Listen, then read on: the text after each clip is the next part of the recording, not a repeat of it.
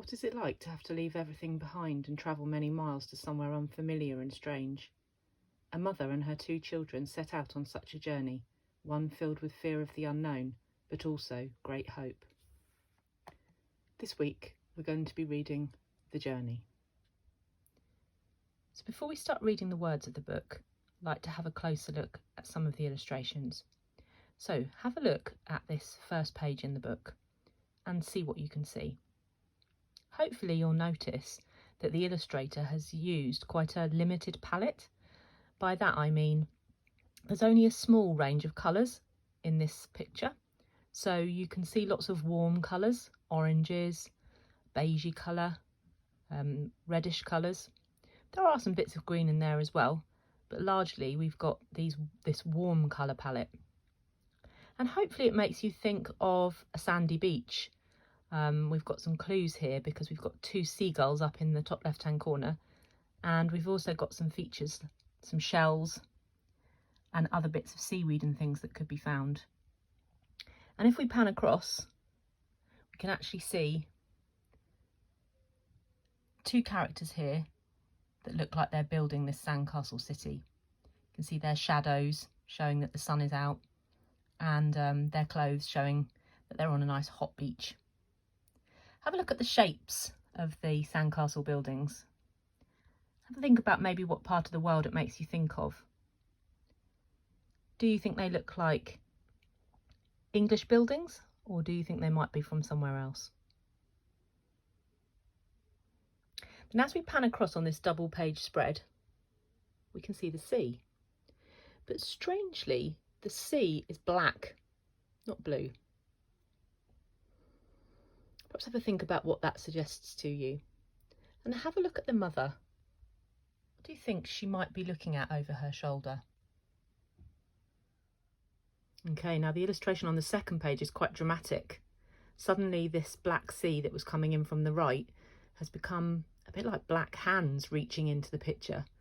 And you can see that the sandcastle city has been destroyed. If you look closely, you can see shapes that look a little bit like explosions going on in this sandcastle city.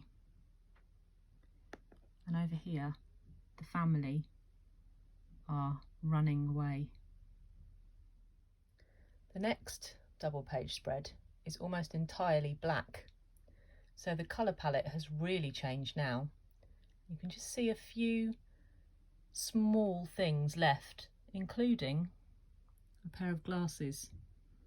Have a little think about where you've seen those glasses before. Okay, on the next page we've really changed colour. We've got a lot of dark black and grey. And have a think about what's going on in this picture. We've got 2 images of the family here. One portrait, perhaps from happier times. And now the mother and her children. Can you see the tears here on the cheeks of the boy? And they're surrounded again by those big black hands. Okay, so now we're going to go back to the beginning and start to read the story. I live with my family in a city close to the sea. Every summer we used to spend many weekends at the beach, but we never go there anymore because last year our lives changed forever.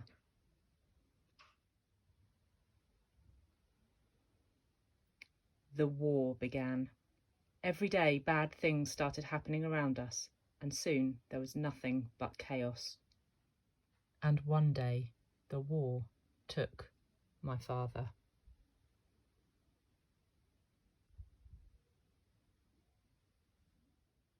Since that day, everything has become darker, and my mother has become more and more worried. The other day, one of my mother's friends told her that many people are leaving. They're trying to escape to another country, a country far away with high mountains. What is this place? We ask our mother. It is a safe place, she tells us. And where is this place? We ask again. She shows us pictures of strange cities, strange forests and strange animals, until she finally sighs. We will go there and not be frightened anymore. We don't want to leave, but our mother tells us it will be a great adventure.